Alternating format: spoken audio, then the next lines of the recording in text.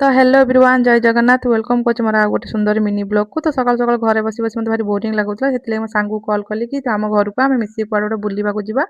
बहुत दिन है आम दिज कुआडे गोटे बुलाबुली करना तो सांग लेट नक तुरंत आसिक आम घरे पहुँचीगला। आम दिज मिसिक बाहर जाजपुर टाउन कुसुमा पार्क। तो कुसुमा पार्क रोड पहुँचला बहुत सारा पुलिस देखिए आम डरी जाइलु कि एत सारा पुलिस ये कौन पे गोटे बड़ प्रोब्लेम होची। जाना पाइलु कि आसंता काली महाराष्ट्र द्रौपदी मुर्मू आसुचंती तो सेतिलागि एत सारा पुलिस अछंती। ता सहित कुसुमा पार्क मते बंद थिला। तो सेठी डिसाइड करथिलु कि आमे गड़मधुपुर जिबा। तो गड़मधुपुर पुरातन जगन्नाथ मंदिर अछि। तो सेठी जांगे आमे बुलाबुली करिके आसीबा। तो गड़मधुपुर पहुँची गलो आम जाऊँ जाऊँ टिके लेट हेगला कारण टाउन टू 40-50 किलोमीटर दूर रहउची। तो आसला को जगन्नाथंकर पहड़ पड़ी जाइतला महाप्रभु दर्शन करी चारिपिटी मंदिर बुलाबुली करी आमे आ गोटे जगह बाहर के पळी आस्तिलु।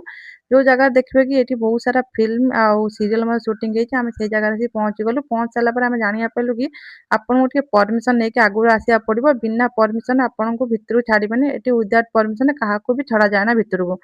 ଆମ ଭଳି ଏଠି ଆଉ ଜଣେ ଦି ଜଣ ସ୍ୱାମୀ ସ୍ତ୍ରୀ ମଧ୍ୟ ଆସିଥିଲେ ସେମାନେ ବି ପରମିଶନ ନେଇକି ଆସିନାହାନ୍ତି। ତ ସେମାନଙ୍କୁ ବି କାହାକୁ ବି ଆଜି ଛଡା ଗଲାନି। ତ ଆମେ ବାହାରେ ରହିକି ଯାହା ଫଟୋ ଭିଡିଓ କଲୁ ମନ ଦୁଃଖ ହେଇଗଲା କାରଣ ତିନିଟା ଜାଗାରୁ ଆମେ ଫେରିକି ଯାଉଛୁ କାହା ମୁହଁ ଚାହିଁକି ଆସିଥିଲୁ ଜାଣିନୁ। ତ ଏଠୁ ଆମକୁ 3ଟା ବାଜି ଯାଇଥିଲା ଯେହେତୁ ଆମେ ସକାଳୁ ବାହାରିକି ଆସିଥିଲୁ ଆମେ କିଛି ଖାଇନଥିଲୁ। ଆମ ଦି ଜଣ ବହୁତ ଜୋର ଭୋକ ଲାଗି ଯାଇଥିଲା ଯେହେତୁ ଆଜି ସୋମବାର ଅଛି ଆମର ଭେଜ ରେଷ୍ଟୁରାଣ୍ଟ କରୁଥିଲୁ। ଆଉ ଆସିଲା ପରେ ଏଠି ଗୋଟେ NH ରେଷ୍ଟୁରାଣ୍ଟ ଲେଖା ହେଇଥିଲା ଯୋଉଟା ଭେଜ ପିଓର ଭେଜ ଅଛି। ତ ଆମେ ଭିତରକୁ ଗଲୁ ଦିଟା ଭେଜ ମିଲ୍ ଅର୍ଡର କରିଥିଲୁ। ତ ଭେଜ ମିଲ୍ ବହୁତ ସୁନ୍ଦର ଥିଲା ଖାଇବା ମଧ୍ୟ ବହୁତ ଟେଷ୍ଟ ଥିଲା ଫ୍ରେଶ ମଧ୍ୟ ଥିଲା। ଯେହେତୁ ଆମ ଟାଇମ ହେଇଗଲା ଆମେ ତରତର ହେଇ ଖାଇକି ବାହାରିବୁ କାରଣ ଆମେ ଏଇଠି ଲାଗି ପଡିଲୁ ଖାଇବା ପାଇଁ। ମୋ ସାଙ୍ଗ ଏଇଠି ମାନେ ସିଏ ଦହି ଯେହେତୁ ଖାଏନା ତା ସାଲାଡ ଟା କାଢିଦେଲା ମତେ ଦେଇ ଦେଇଥିଲା। ତାପରେ ଖାଇ ପିଇକି ଆମେ ସିଧା ପଳେଇ ଆସିଲୁ କୁଆଖିଆ ମାର୍କେଟ କାରଣ କୁଆଖିଆ ମାର୍କେଟ ମୋ ସାଙ୍ଗ କହିଲା କି ଏଠି ଫଳ ରେଟ୍ ବହୁତ କମ ଆମେ କିଛି ଫଳ କିଣା କିଣି କରିବା।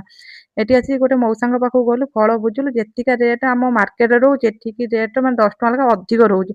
ଯେହେତୁ ମଉସାଙ୍କ କତିରୁ ବୁଝାବୁଝି କରୁଛୁ ସେଠୁ କିଛି ଫଳ ନେଇ ଆସିଲୁ କଣ ଖାଲି ଆଉ ଫେରିବୁ ନା।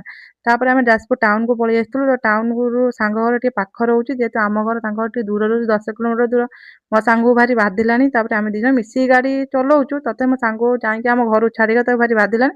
ତ ସେଥିଲାଗି ମୁଁ ଆମ ପୁଅକୁ ଫୋନ କରିଦେଲି କି ମୋ ସାଙ୍ଗ ଘରୁ ଆସି ତୁ ଆସିକି ନେଇଯିବୁ। ସିଏ ଆସିକି ମୁଁ ପହଞ୍ଚିବା ଭିତରେ ଆମ ସାଙ୍ଗ ଘରେ ଆମ ପୁଅ ଆସିକି ପହଞ୍ଚିଗଲା। ତ ସେଠୁ ମୁଁ ଆମ ପୁଅର ମୋର ବାହାରିକି ପଳେଇ ଆସିଥିଲୁ। ତ ଏଇଟା ଥିଲା ଆଜିର ମିନି ବ୍ଲଗ।